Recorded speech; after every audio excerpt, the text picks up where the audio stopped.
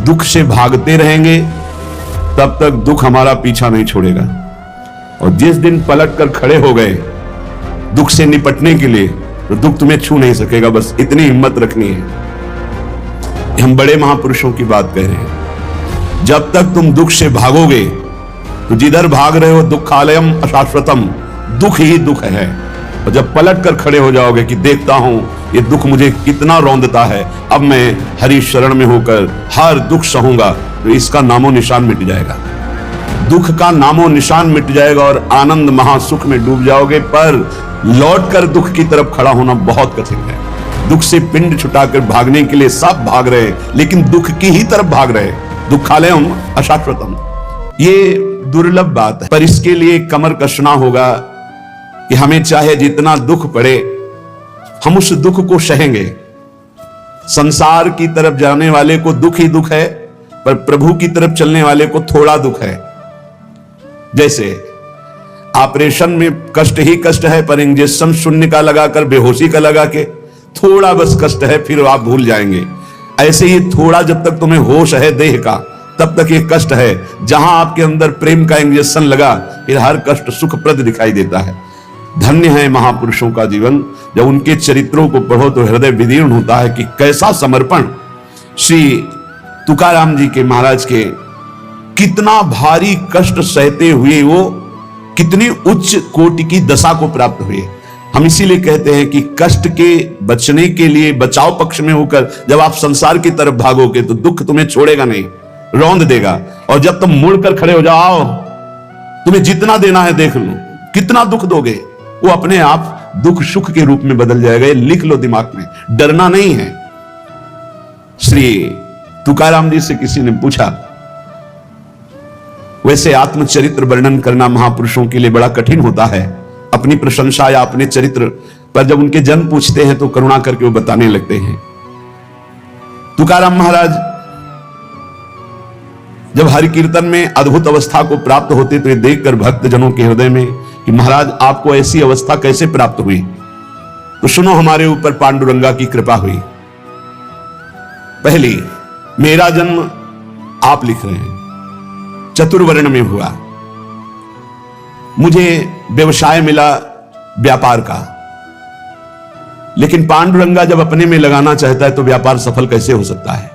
असफल हो गया व्यापार। सारी संपत्ति हमारी जाती रही, घाटा ही घाटा व्यापार में। हमारे कुल से विठ्ठल भगवान की उपासना होती रही। कुल में परंपरा चली आ रही थी कि हमारे कुलदेव पांडुरंगा विठ्ठल भगवान। ध्यान से सुनना, चतुर्वर्ण में हमारा जन्म हुआ, व्यापार किया गया, व्यापार में घाटा ही घाटा।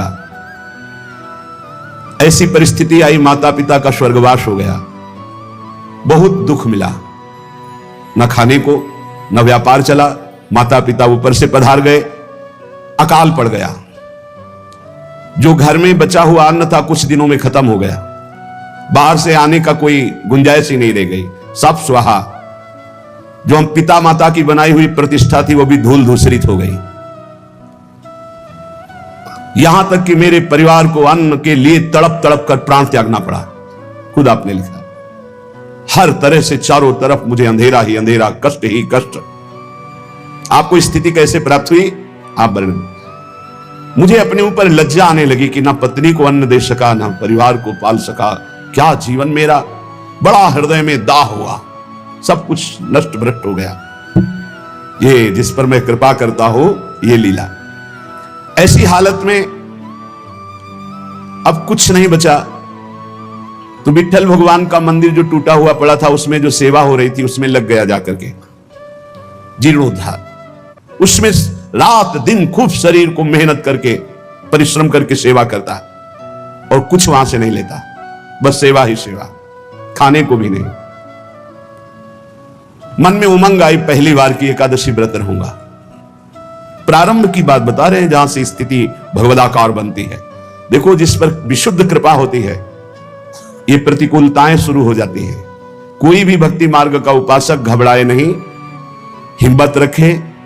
ये प्रतिकूलताएं अनंत जन्मों की बिगड़ी को सुधारने के लिए हैं, क्योंकि एक ही रास्ता बचता है प्रभु का। प्रतिकूलता न मिले तो चढ़ाई नहीं चढ़ सकते अध्यात्म की। मन में आया कि बाद से एकादशी रहा करूंगा। अब एकादशी तो है ही, क्योंकि कुछ घर में है ही नहीं, तो एकादशी व्रत रहने का। भजन में मन नहीं रमता था क्योंकि अभ्यास ही नहीं था। देख लीजिए इतने बड़े महापुरुष जो सदैव विमान में बैठकर भगवत धाम गए। आप लोग चिंता मत करें, आप लोग जो कहते हैं मेरा मन भजन में नहीं लगता, तो कुछ तो लगता है। श्री तुकाराम जी लिख रहे हैं, आरंभ में बिल्कुल मेरा भजन में मन नहीं लगता था, पर संतों के चरित्र पढ़ने में मन लगता। संतों के चरित्र पढ़ता और उनके वचनों को बार बार याद करता कि उन्होंने क्या कहा है। उनके वचनों से मुझे बोध होने लगा। संत वचनों पर विश्वास, संत वचनों का महत्व और उनके वचनों का बार बार मनन बहुत सुंदर साधन है। बिल्कुल उत्तम अवस्था प्राप्त करने के लिए ऐसे ही साधक को कर। संत चरित्र, भक्त चरित्र पढ़ने में बड़ा मन लगता है। उनके वचनों पर बड़ी निष्ठा, बड़ा भाव, उन्हीं के वचनों का बार बार मनन। अब मन लगने लगा कि जहां हरि कीर्तन होता है वहां पीछे जाके खड़े हो जाए। महाराष्ट्र में प्रायः खड़े होकर कीर्तन करने की प्रथा है। आगे महापुरुष गा रहे हैं, पीछे शम्भनीरा लिए हुए, मृदंग लिए हुए खड़े गान करते हैं। तो मैं भी कीर्तनकारों के पीछे खड़ा हो जाता और जैसे वो कीर्तन का भाव प्रकट करते वैसे ही कीर्तन गाने की चेष्टा करता। भक्तों के चरित्र पढ़ना, संतों की बातें मनन करना और कीर्तन में उपस्थित होने से मेरा मन शुद्ध होने लगा। अब तो कीर्तन में मेरा मन बहुत लगने लगा। कीर्तन भजन करने वालों को जहां देखता तो साष्टांग दंडवत हो जाता और गिरकर उनके चरणों में प्रार्थना करता कि थोड़ा चरणामृत उतार लेने दो। तो वो मुझे चरणामृत उतारने का अवसर देते और जब मैं चरणामृत पीता तो मुझे अपार आनंद आने लगा। अब तो मेरी लज्जा चली गई। जहां संत को देखता, भक्त को देखता, कीर्तनकार को देखता, चरणों में लौट जाता और उनसे प्रार्थना करता कि आप हमको चरणामृत दे दें। वो हमारी दैन्यता देखकर चरणामृत दे देते। अब हमारे मन में आया कि शरीर को भारी कष्ट देकर भजन करो। ये निष्ठा। शरीर आराम सुख की व्यवस्था चाहने वाला भजन में रुचि नहीं प्रकट कर पाता। ये ध्यान रखना। चाहे जितना शरीर में कष्ट हो, पर जैसे एक गरीब आदमी धन कमाने के लिए प्रयासरत रहता है, ऐसे भजनानंदी भजन के लिए प्रयासरत रहता है। रात्रि विषयी पुरुषों के लिए सोने के लिए अच्छी लगती है, भजनानंदियों के लिए रात्रि भजन के लिए होती है। थोड़ा विश्राम किया, जग के बैठ गए, बैठने की सामर्थ्य नहीं, फिर करवट ली हुई, लेटे हुए, आंख खोले हुए, मंत्राकार वृत्ति। समय हुआ शौच स्नान, अपनी दिनचर्या। नींद कहां? जब तक भगवत साक्षात्कार नहीं तब तक नींद कहां? जब भगवत साक्षात्कार हो गया तो नींद कहां? क्योंकि तमोगुण का पूर्ण नाश हो जाता है, त्रिगुणातीत अवस्था प्राप्त हो जाती है। यह निश्चय हुआ कीर्तन में जाने से, भगवत भक्तों के चरित्र पढ़ने से, भगवत भक्तों के वचन मनन करने से, भगवत भक्तों का चरणामृत पीने से, भगवत भक्तों के चरणांग में साष्टांग दंडवत करने से, कि शरीर को कष्टप्रद करके खूब भजन किया जाए। ये बड़े भाग्यशाली जो शब्द समझ पावे। शरीर को कष्ट रखते हुए भजन करना, चैन नहीं लेने देना, ये बड़े भाग्यशाली होंगे सो ये बात पकड़ पाएंगे।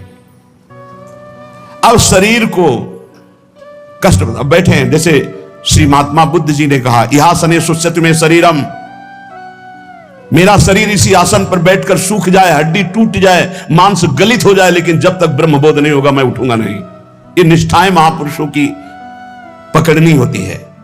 शरीर को बहुत सुखद नहीं, उचित भोजन, उचित नींद, रात दिन भजन।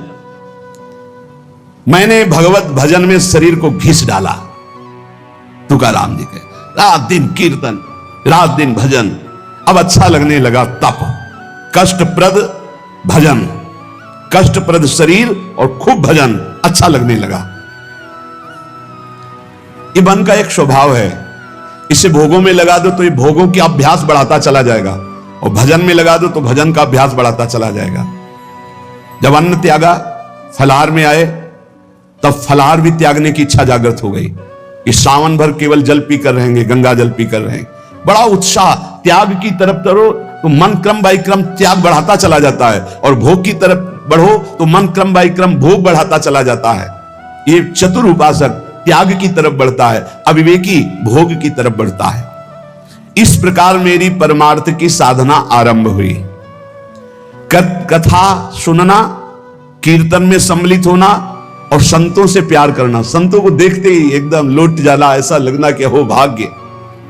ये प्रायः महापुरुषों की वाणियों में पाया गया। गोस्वामी तुलसीदास जी कहते हैं, जैसे मेघ को देखकर मोर कुहुक पड़ता है, नाचने लगता है, ऐसे संत को देखकर जो भक्त आनंदित हो जाता है, ओह अहो भाग्य, आज संत दर्शन हुए, और मन नाच पड़ता है, उसके हृदय में भगवान प्रेम वर्षा करते हैं। हमारा चित्त बस दो ही जगह लगने लगा, कथा कीर्तन और संत जन। परहित की बात आती तो शरीर की परवाह न करके दूसरों की सेवा करने में बड़ा सुख मिलने लगा।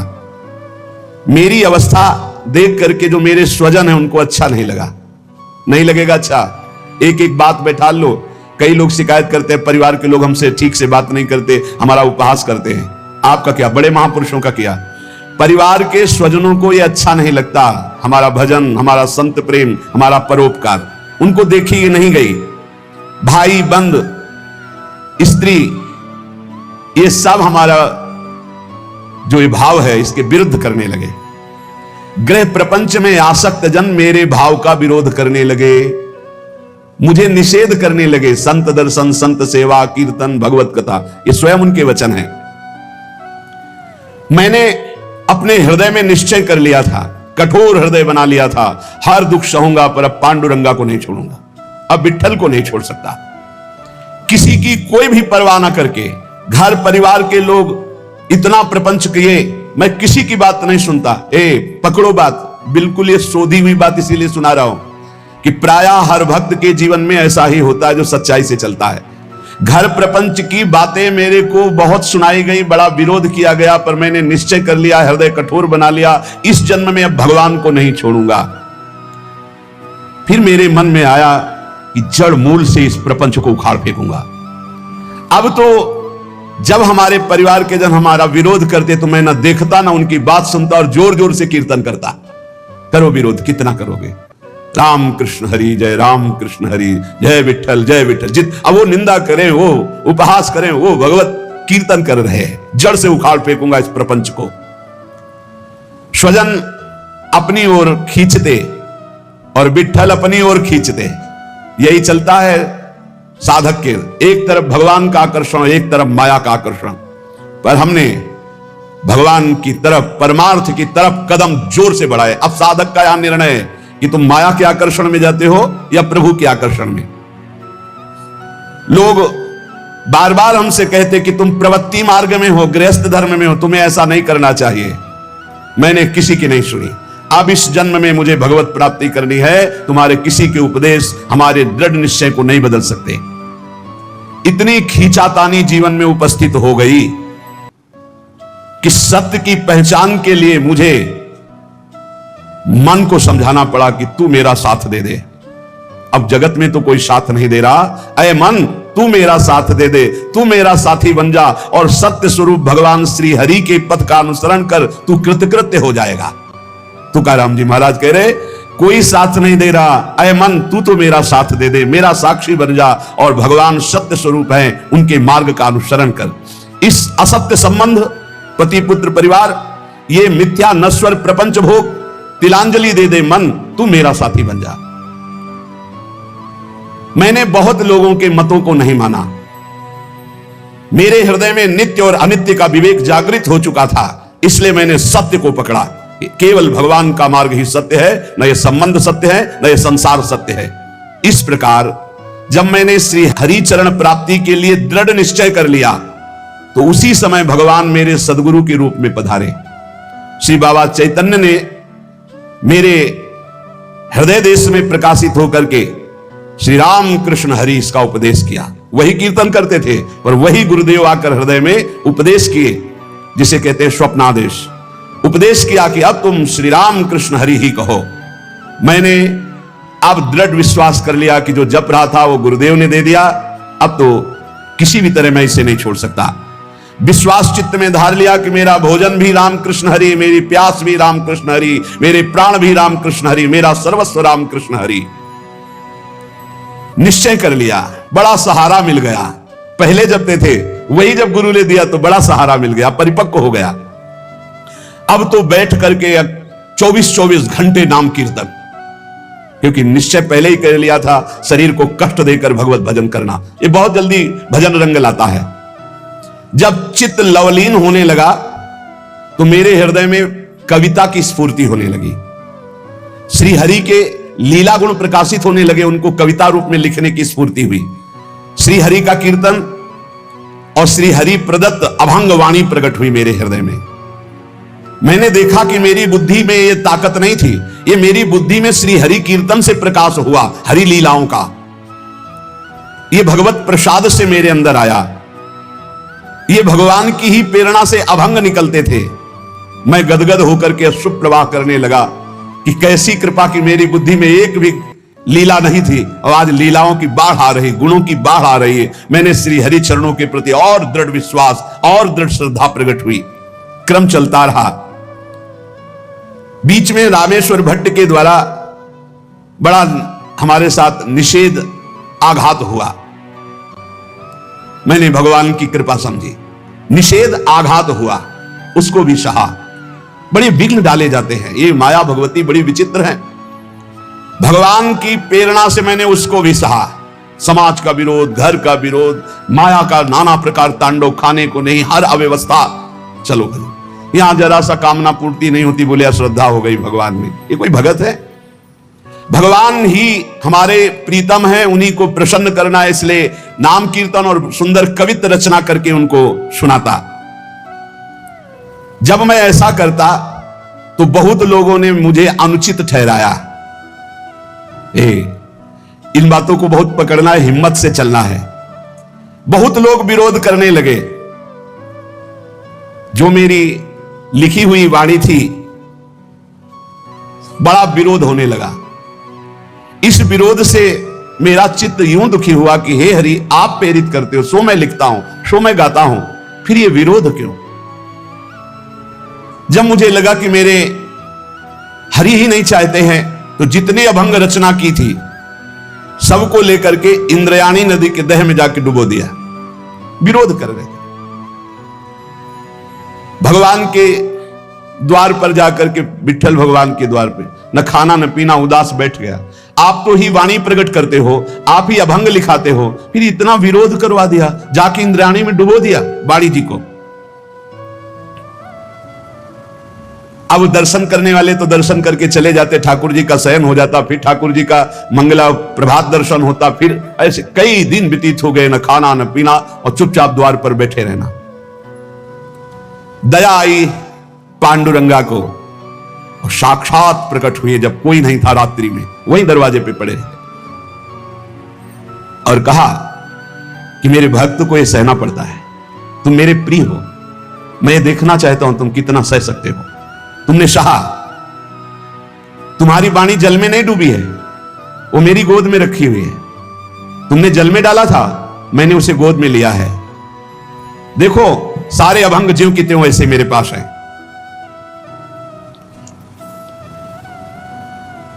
अभंग ज्यों के त्यों, जैसे श्री भगवत ऋषि जी की वाणी यमुना जी में, तो यमुना जी ज्यों का त्यों, एक अक्षर भी गीला नहीं हुआ था, ज्यों का त्यों ले। ऐसे भगवान ने कहा जो तुमने इंद्राणी में डुबो दिया ना अपनी वाणी, कि सब विरोध करते, मैंने अपनी गोद में लिया है। ये रहस्य रघुनाथ कर बेग न जाने कोई, सहना पड़ेगा इतने बड़े महापुरुष को भी। कितने कष्टों से ही भरा जीवन। काराम जी भगवान का सगुण साक्षात्कार करके, भगवान से बात हुई, भगवान ने दर्शन दिया। उन्होंने जो अपने जीवन में कष्ट सहा, उस कष्ट से भगवान के प्रति उनकी ममता घटी नहीं, उनकी ममता बढ़ी। भक्त वही है कि जितना उन कष्ट मिले, जितनी विपरीतता आवे, उतना भगवान के प्रति प्रियता बढ़नी चाहिए। ये जगत का जो नाटक का स्वांग रचा है, उस परमात्मा ने रचा है। तुम भी उसी स्वांग के एक हिस्से हो, बस स्वांग मात्र करो, सच्चाई से नहीं। तुम न किसी के सच्चे पति हो, न किसी के पुत्र हो, न किसी के पिता हो, न किसी की पत्नी हो। तुम भगवत स्वरूप हो, स्वांग मिला है, स्वांग करो। सच्चाई है कि मैं ईश्वर के नाम रूप लीला धाम में निरंतर चित्त को जोड़े, ये सच्चा नहीं है, झूठा है। ना तुम कुछ दिन के जो बने हुए पति हो, ना शाश्वत पति नहीं हो। तुम पहले नहीं थे, बाद में भी नहीं रहोगे, बीच में कुछ दिन के हो, लेकिन शाश्वत है सच्चिदानंद प्रभु। श्री तुकाराम जी कह रहे, नटनाट्य अवधे संपादिले सोंग।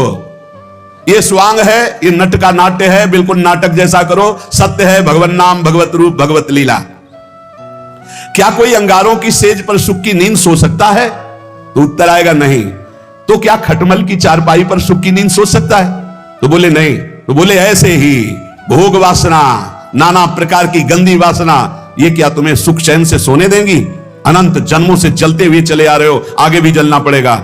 नहीं, आगे बढ़ो, संसार के मार्ग में नहीं, भगवत मार्ग में, तभी सुख से विश्राम कर। वो स्वामी तुलसीदास जी कह रहे हैं, जाकी कृपा लवलेस ते मतिमंद तुलसीदास हूं, पायो परम विश्राम, राम समान प्रभु नाही कहूं। पायो परम विश्राम, आप चैन की नींद। काहू के बल भजन को काहू के आचार, व्यास भरोसे कुंवर के सोवत पाव पसार। चैन की नींद ये अंगारों की सेज पर पड़ना है, जो भोगों में, जो नाना प्रकार की वासनाओं, मानो खटमल की चारपाई पर। कहां चिंता शोक भय से युक्त कहीं नींद आती है? जब तक देह भाव है प्यारे कि मैं स्त्री हूं, मैं पुरुष हूं, तब तक बंधन को प्राप्त हो। भाव ही देह भाव को नष्ट करेगा, भगवत भाव कर्म बंधनों को नष्ट करेगा। दही मत कर जब उससे मक्खन निकाल लिया जाता है, तो मक्खन छाछ में डालने से ऊपर ही रहता है, कभी डूबता नहीं है। जब तक मथा नहीं गया था तो एक में ही एकम एक था, और जब मथ कर दही को मक्खन निकाल लिया गया तो फिर उसे छाछ में छोड़ दो, फिर नहीं मिल सकता। ऐसे ही खूब नाम जप करके पहले जीवत तो नष्ट कर दो, फिर संसार में रहोगे तो ऐसे रहोगे जैसे छाछ के ऊपर मक्खन रहता है, कभी मिल नहीं सकता। तुकाराम जी कहते हैं, दही से पहले मथ करके मक्खन अलग कर लो, फिर मिलाना भी चाहोगे तो चाहे जितना प्रयास करो मिलेगा ही नहीं। ऐसे ही एक बार तुम देह भाव से अलग हो, नाम जप करके ऐसा ज्ञान प्राप्त करो, फिर संसार में तुम्हें कोई नहीं बांध सकता। प्यासा प्यासे की हालत जानता है, भूखा भूखे की हालत जानता है।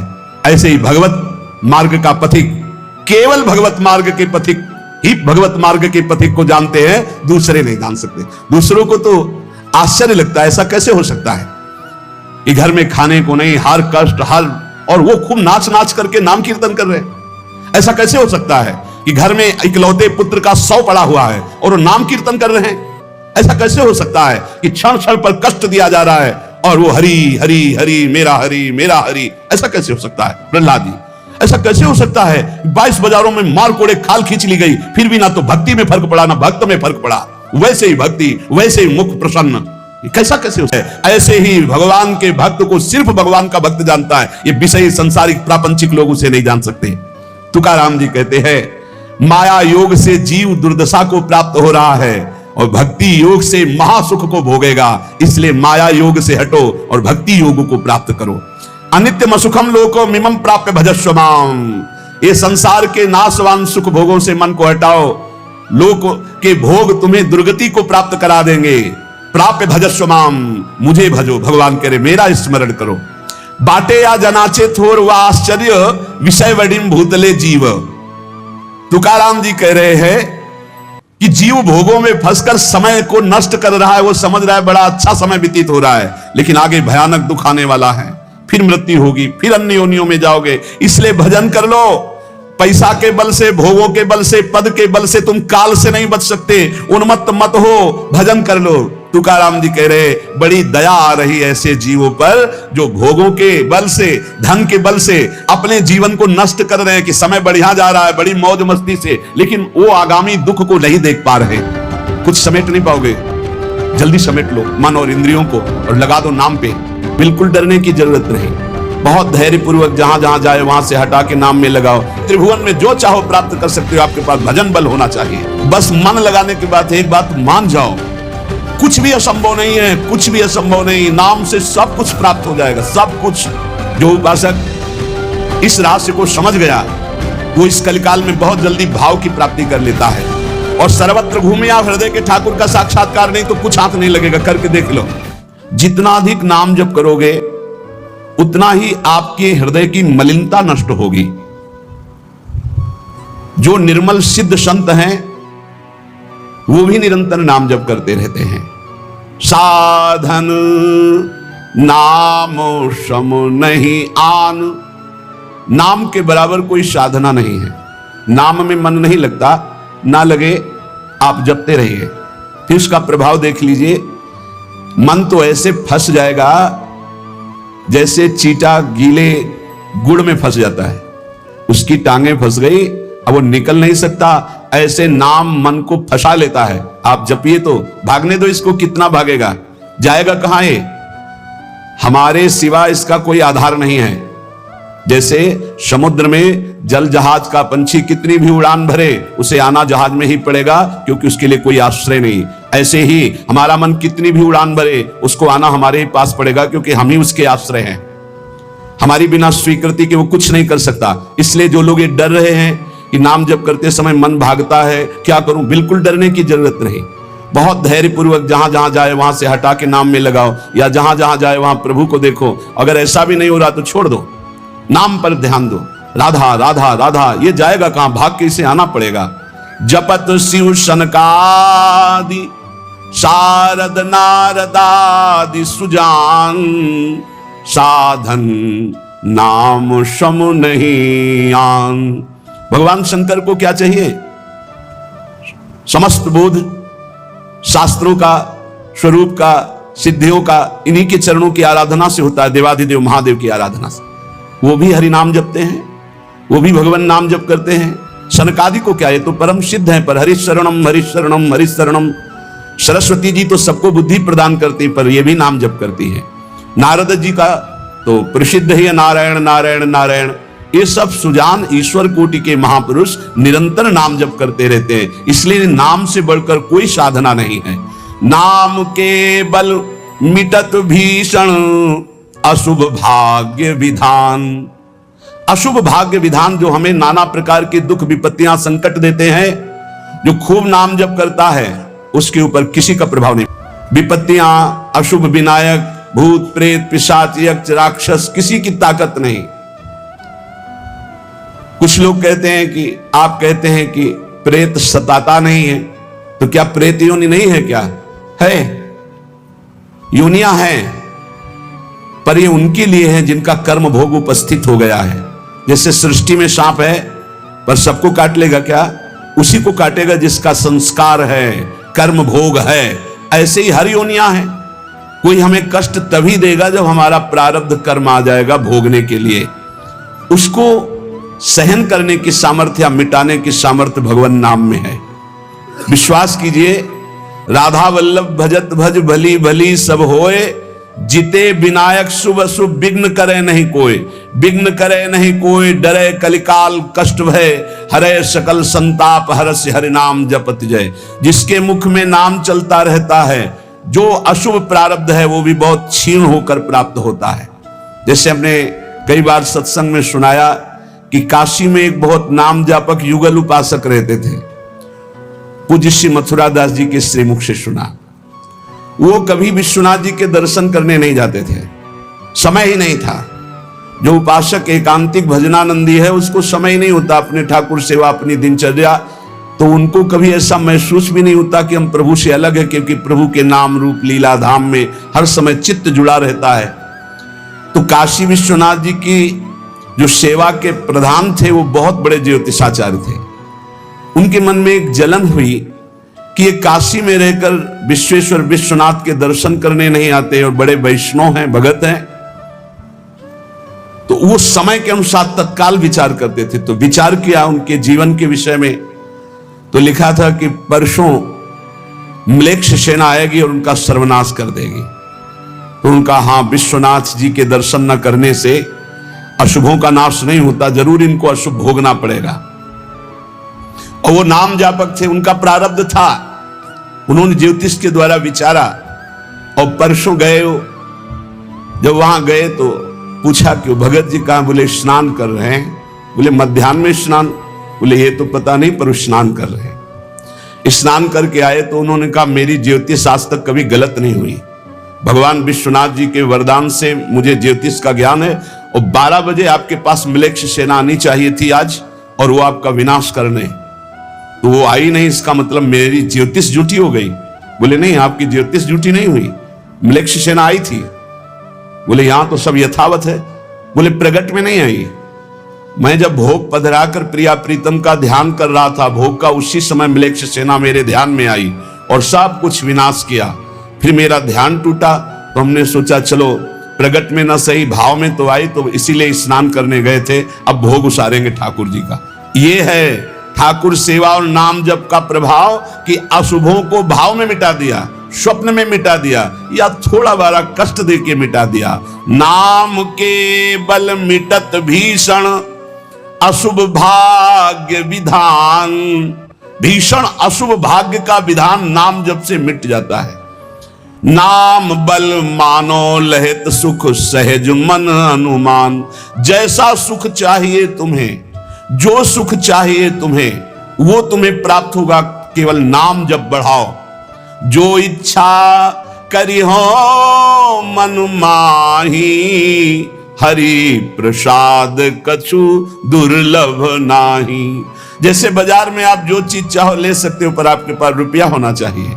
ऐसे ही त्रिभुवन में जो चाहो प्राप्त कर सकते हो, आपके पास भजन बल होना चाहिए, नाम बल होना। नाम बल मानो लहित सुख सहज मन अनुमान, नाम टेरत टरत दारुण विपत्ति शोक महान साधन, नाम सम नहीं आन। नाम के बराबर कोई साधना नहीं।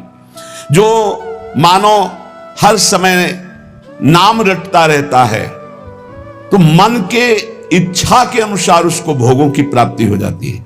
भोगों की प्राप्ति ना चाहे तो भगवत साक्षात्कार हो जाता है, भगवत साक्षात्कार भी ना चाहे तो अद्भुत प्रेम प्रकट हो जाता है। नाम का प्रभाव।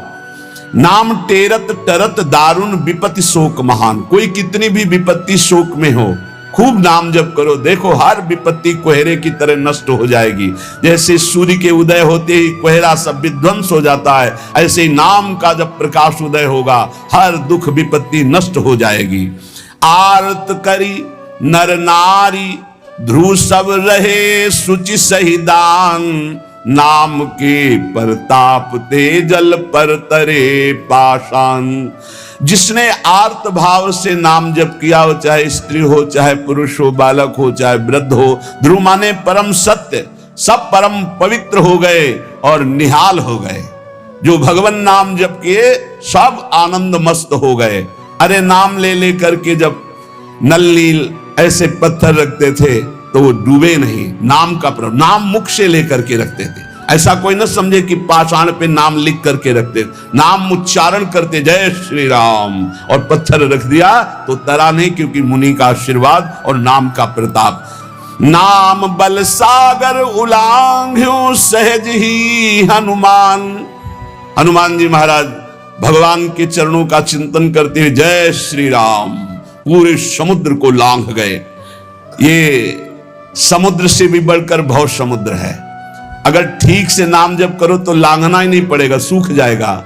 नाम लेत भव सिंधु सुखाही, करहु विचार सुजन मन माही। नाम जितना जपोगे तो उसका प्रभाव होगा कि भव समुद्र सूख जाएगा, संसार से पार होना ही नहीं पड़ेगा, संपूर्ण संसार भगवत स्वरूप है ऐसा अनुभव में आ जाएगा।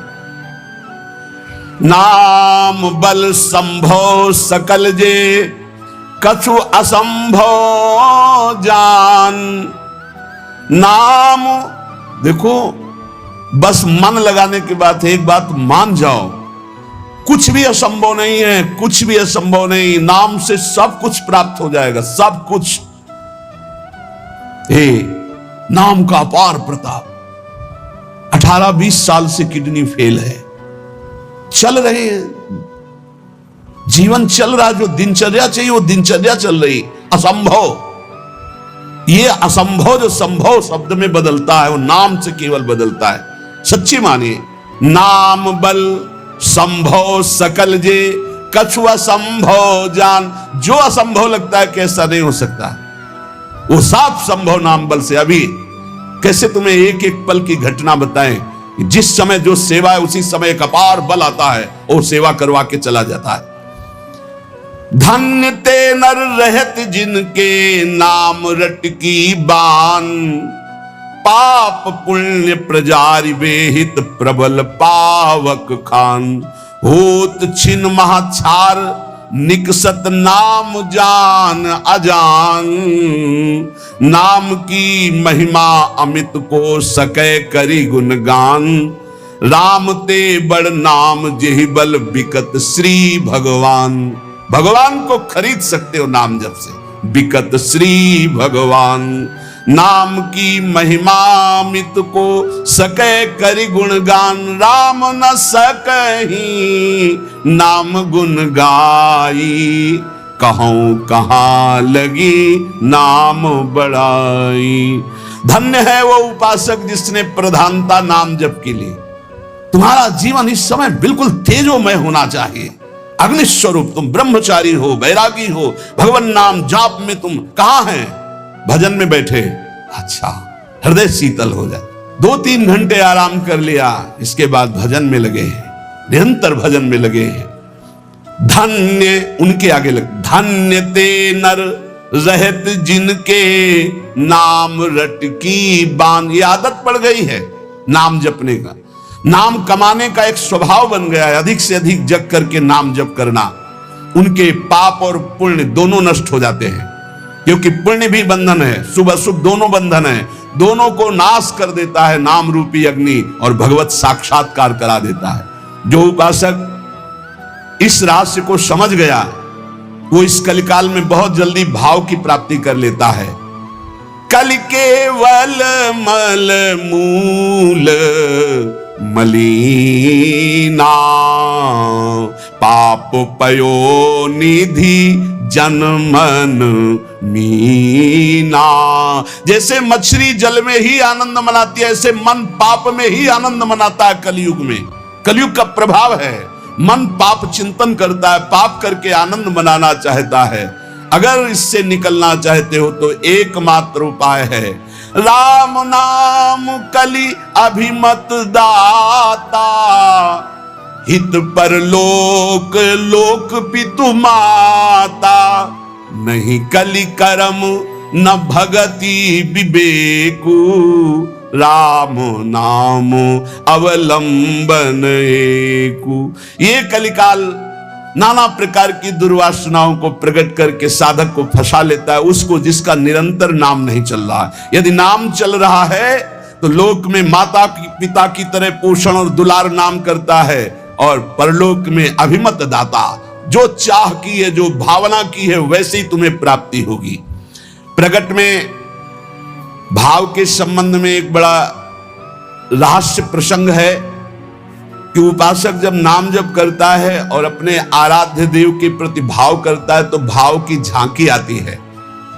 यहां कहते हैं उसे कल्पना मत मानो, उसे कल्पना मत मानो। प्रभु आपके भाव में पधारे हैं। जितना आप भाव नाम के द्वारा प्रकट कर पाए हैं, ये भाव नाम के द्वारा होता है, ये कोई कल्पना नहीं होता। नाम जापक में ही भाव का प्रादुर्भाव होता है। जैसे आप श्यामा श्याम, तो आपके सामने जो श्यामा श्याम का रूप प्रकाशित हुआ, जितना आपने भजन किया है उसी के अनुसार वो प्रकाशित होगा।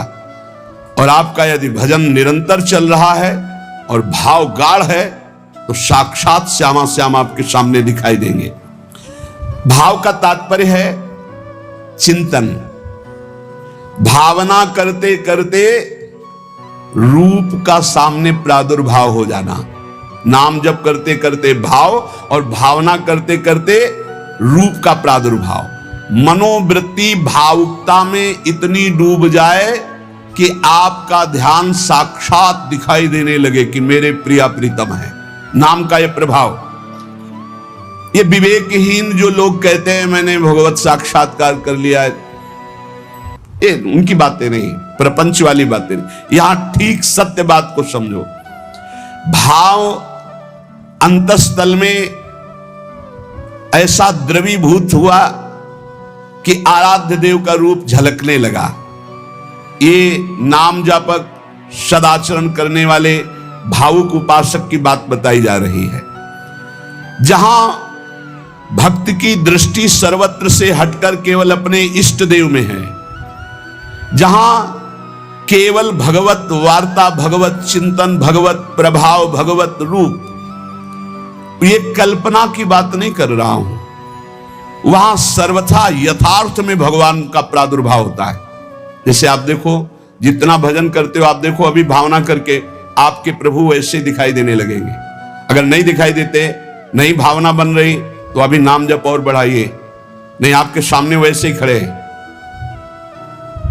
आप देखो आपके भाव में आ रहे हैं कि नहीं आ रहे हैं, वो हैं, हर समय आपके पास है। अगर भाव में नहीं आ रहे तो नाम जप और बढ़ाइए, अभी नाम जप रंग नहीं लाया है। भावना जिस रूप की होती है उसे शास्त्रीय भाषा में ध्यान कहा जाता है। ये तभी परिपक्व माना जाता है। ध्यान से सुनिएगा, आपको ध्यान में, भावना में अपने प्रभु को बोलते हुए दिखाई देगा। शब्द प्रभु आपका स्पर्श कर रहे हैं, आपको बिल्कुल ऐसा स्पर्श दिखाई देगा जैसे कोई प्रगट में स्पर्श करता है। रस, परमानंद स्वरूप प्रभु का रसास्वादन हो रहा है। और गंध, प्रभु के श्री अंग की गंध उसको अनुभव में है, सुगंध, अद्भुत सुगंध। इस ध्यान में ये भावुकता नहीं है, वो स्पर्श कर सकता है प्रभु के चरणारविंद। प्रगट में वो निरख सकता है प्रभु को, वो प्रभु का आलिंगन कर सकता है, वो प्रभु से संभाषण कर सकता है। यही बात कपिल भगवान ने कही श्रीमद् भागवत में कि मेरा जो अनन्य भक्त है वो मेरे को केवल देख ही नहीं, मेरे से संभाषण कर सकता है, मेरे से बातचीत कर सकता है।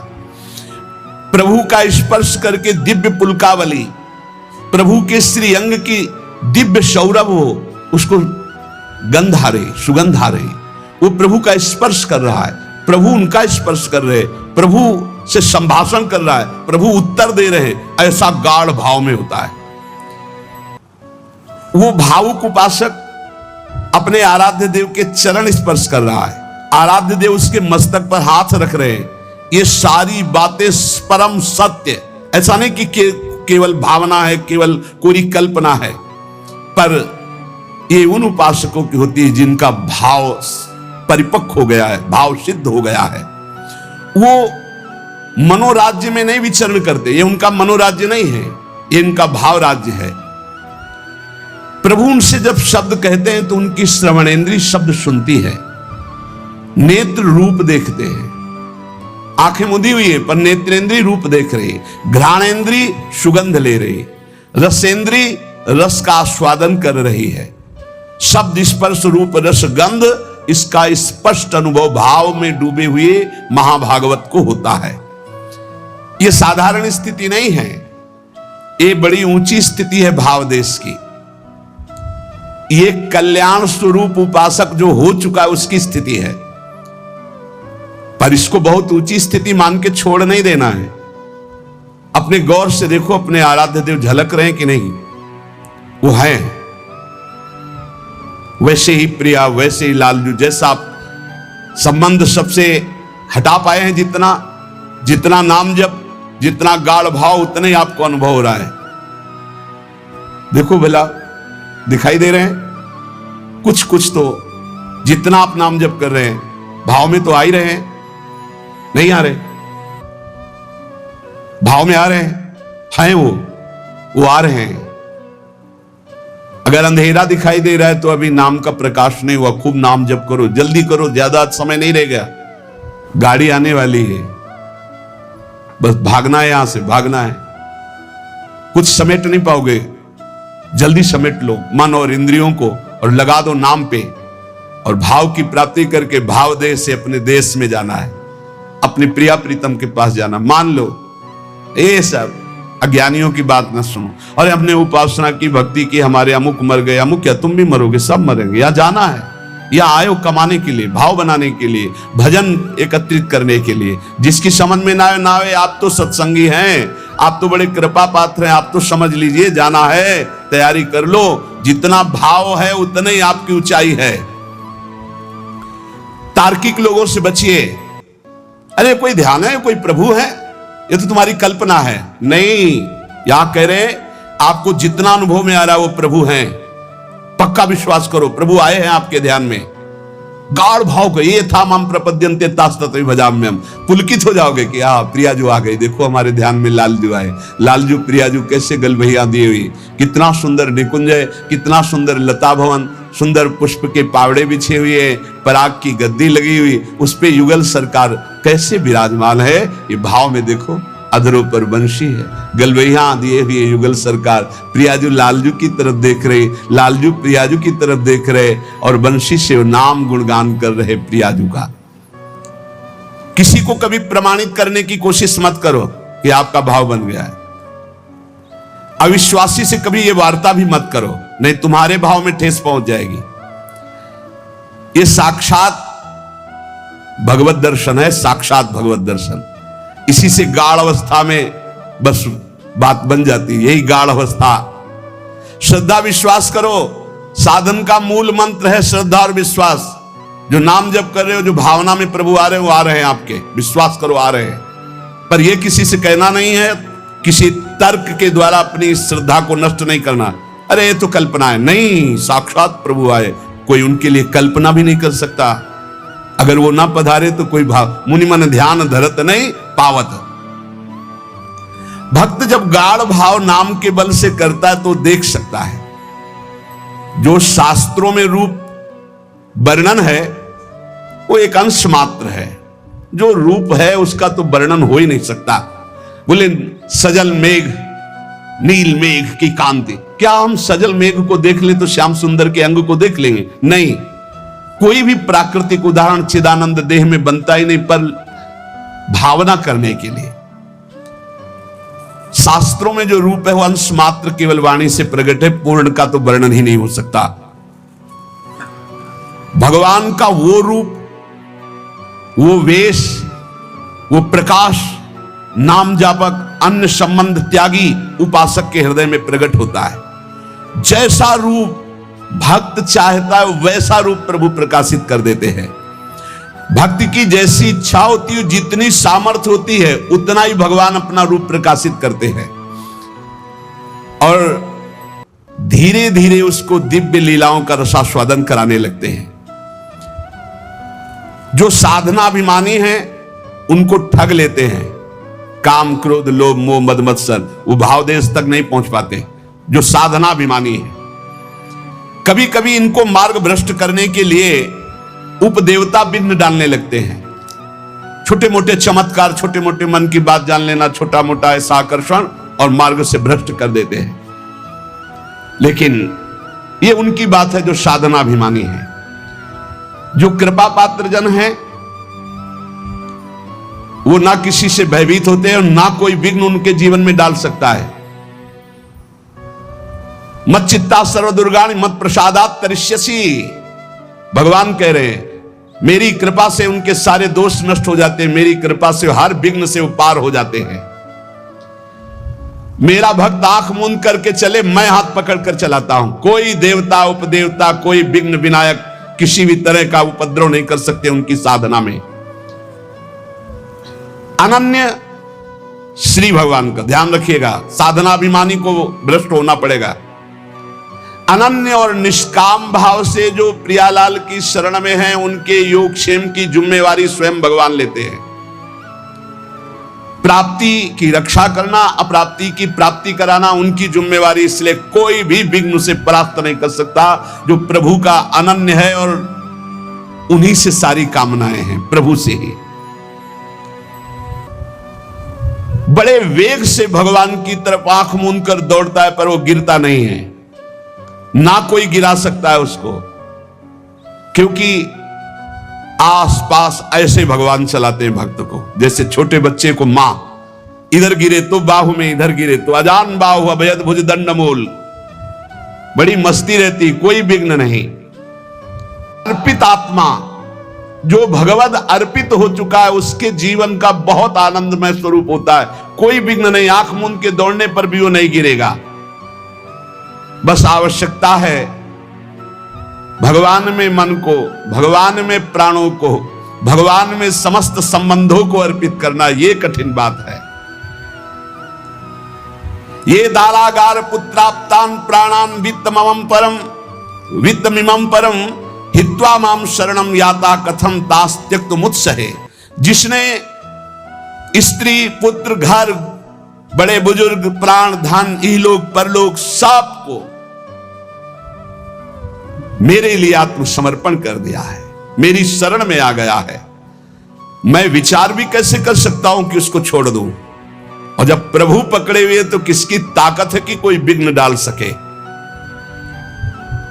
इसलिए उपासक को बहुत जल्दी एक काम करना है, कहीं ममता न रह जाए, नहीं जहां ममता रह जाएगी वहीं विघ्न पड़ जाएगा भगवत प्राप्ति में।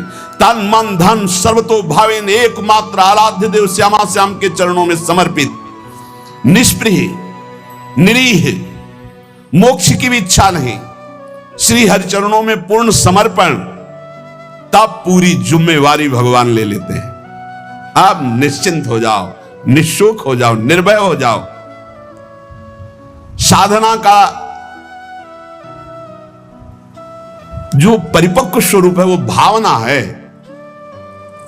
भावना के मूल में श्रद्धा और विश्वास है। भावना कभी मिथ्या या कल्पना नहीं होती। उपासक को भाव से ही रसास्वादन मिलता है। भावोत्सवेन भजताम रसकाम धेनुम तम राधिका चरण रेणु माम स्म। यदि भाव नहीं उत्पन्न हुआ तो अभी जीवन सुन। साधना की अवस्था में आपको लाभ मिला है क्या? भाव। भाव साधु को, साधक को, भक्त को, उपासक को उपलब्धि हुई है तो क्या उपलब्धि हुई? भाव। जैसे ज्ञान मार्ग में भी भाव है, ब्रह्म भाव। भगवत भाव में है सखा भाव, दास्य भाव, वात्सल्य भाव, गोपी भाव, सहचरी भाव। भाव की प्राप्ति होना। श्रद्धाहीन, मिथ्याचारी, मनमानी आचरण करने वालों को भाव का परिचय ही नहीं, जानते नहीं कि भाव क्या है। सच्ची मानिए, जिस दिन आप भाव में डूबने लगेंगे आपको कहीं जाने आने की जरूरत नहीं। यहां के ठाकुर का दर्शन नहीं हुआ तो विश्व में कहीं भी दर्शन करे और शांति नहीं मिलने वाली। इसलिए जो भगवत कृपा पात्र होते हैं अंतर में घुसना प्रारंभ कर देते हैं। अंतर्मुख होकर के अपने हृदय देश के ठाकुर के दर्शन की चेष्टा करते हैं। हृदय के भगवान का साक्षात्कार हो गया तो सर्वत्र होगा, और सर्वत्र घूमे आओ, हृदय के ठाकुर का साक्षात्कार नहीं तो कुछ हाथ नहीं लगेगा। करके देख लो। मन चराए आओ, मन को घुमाए आओ, आंखें चराए आओ, लेकिन हृदय के ठाकुर का साक्षात्कार नहीं हुआ तो विश्राम नहीं मिलेगा। ऐसे ही हमारे विचार बनते हैं। बिना औषधि के शहद नहीं खाना चाहिए, भजन में बाधक है। शहद का केवल आदेश है यदि आप बीमार हो तो औषधि में पा सकते हो, नहीं शहद पाने से फिर अपराध पाप लगता है। क्योंकि शहद औषधि के लिए ही केवल है। जैसे टेबलेट औषधि के लिए है कुछ, आप उनको नशे के लिए प्रयोग करने लगे तो निषेध है। आपको टेबलेट ऐसे नहीं मिला डॉक्टर। तो ये मधु जो शहद है ये बलवर्धक है, ऐसे नहीं खाना चाहिए। शास्त्र आदेश करता है, भजन नहीं बनेगा। केवल औषधि में इसका प्रयोग है कि आयुर्वेदिक आदेश है ये औषधि पानी शहद से, अनुपान से, तो शहद ले लिया जाए। उपासक को चाहिए कि जिस अन्न को शाम के बनाया गया सुबह न पाए। पकवान में जैसे घी से तले हुए पदार्थ हैं ये 1-2 दिन तो ठीक है, लेकिन जैसे रोटी दाल है ये अन्न कच्चा अन्न है, ये बासी अन्न और रूखा अन्न, और जिसमें बाल पड़ गया है, मक्खी मर गई है, ऐसे अपवित्र अन्न, इनका त्याग करे। कांसे के बर्तन में साधक न पावे। अपने लोग तो रज, बड़ी कृपा है, रज के ही पात्रों का प्रयोग है। भोजन के संबंध में और एक बात ध्यान रखनी चाहिए कि भोजन पाते समय आपका चिंतन कहां गया है? चिंतन कहां है? भोजन पाते समय न भोजन में चिंतन होना चाहिए और न किसी व्यक्ति, वस्तु, स्थान का। अगर किसी व्यक्ति का चिंतन करते हुए भोजन पाते हो तो उसका स्वभाव गुण आपके ऊपर जारी हो जाएगा, लागू हो जाएगा। आपको 24 घंटा परेशान रहना पड़ेगा उसी के स्वभाव का। यदि वो कोई संत है तो आपका भजन 24 घंटा बढ़ेगा, 24 घंटे इसका प्रभाव रहेगा। जो विशेष रहेगा, 24 घंटे प्रभाव रहता है। तो भोजन पाते समय उपासक को बहुत सावधानी पूर्वक अपने चिंतन को प्रभु में या किसी महाभागवत में, गुरुदेव संत जो सिद्ध महापुरुष हुए हैं, इंद्रियों को बल मिले, निद्रा आलस्य प्रमाद न सतावे, इसलिए बहुत सावधानी से थोड़ा भोजन पा लीजिए। ये बहुत बार सत्संग में कहा गया है।